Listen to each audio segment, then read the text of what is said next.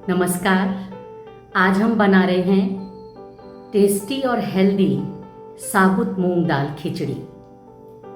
ये one pot recipe बहुत easy, filling और परफेक्ट कंफर्ट फूड है। तो चलिए शुरू करते हैं खिचड़ी बनाना।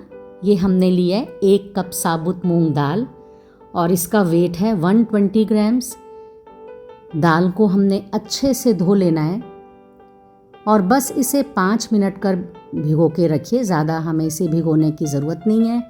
1 कप चावल हैं और इसका वेट है 180 ग्राम्स। इसको भी धोकर हम आधे घंटे के लिए भिगो के रख देंगे।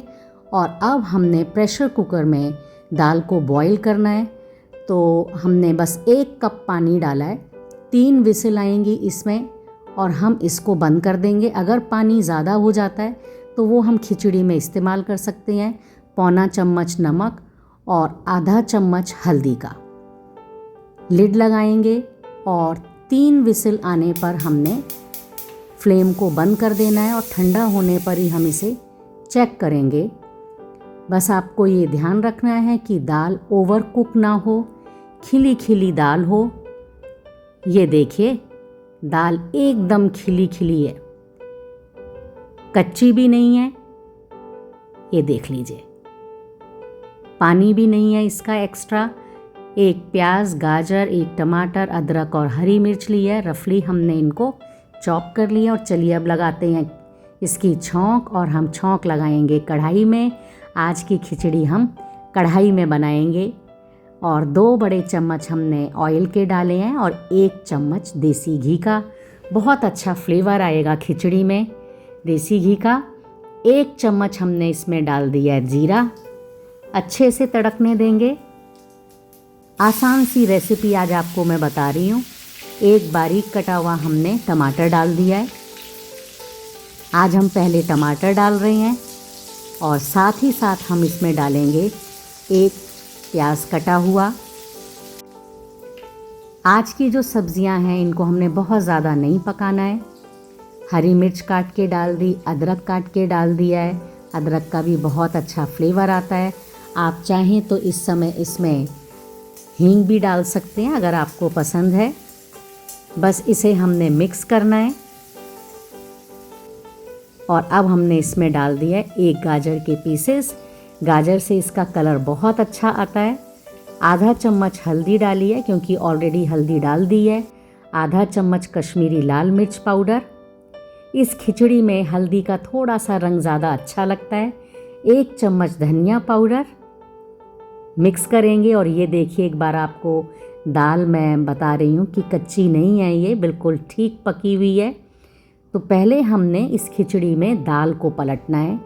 दाल को थोड़ा सा मिक्स करेंगे और साथ ही साथ जो चावल हमने भिगोए थे उसका पानी अलग करके दाल और चावल को हमने मिक्स कर लेना है। तो ये जो कढ़ाई में खिचड़ी बनेगी ये बहुत खिली खिली खिचड़ी बनेगी। और ये नहीं बोलेंगे कि ये तो बीमारों वाली खिचड़ी है, बिल्कुल नहीं।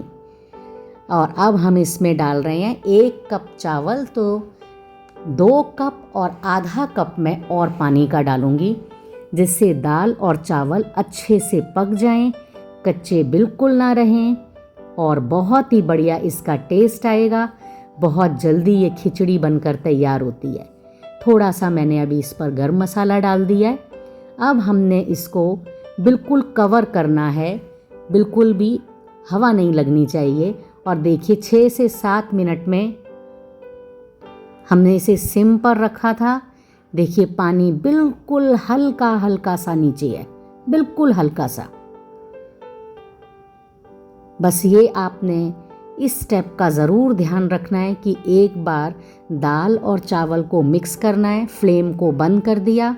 अब हमने इस पर तवा रखा है और तवे के ऊपर रख दी खिचड़ी और सिर्फ तवे को 2 से 3 मिनट गर्म करना है और फिर हमने फ्लेम को बंद करना है और बिल्कुल अच्छे से ऐसी प्लेट रखनी है जिससे बिल्कुल हवा ना लगे, एकदम बंद कर देनी है।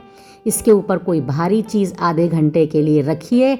और अब देखिए हमारी खिचड़ी बिल्कुल परफेक्ट तैयार हो गई है। कितना अच्छा इसका कलर आ रहा है। ये देखिए, मैं ज़रा सा आपको दिखा रही हूँ। और अब मैं इसको मिक्स करके भी दिखाऊंगी। बस आपने ध्यान रखना है कि खिचड़ी को आधे घंटे के लिए दम ज़रूर देना है। फ्लेम को बंद कर देना है, तवा नीचे रखना है। तवा गर्म होगा तो हल्का हल्का उसकी गरमाइश से ये खिचड़ी बिल्कुल तैयार हो जाएगी।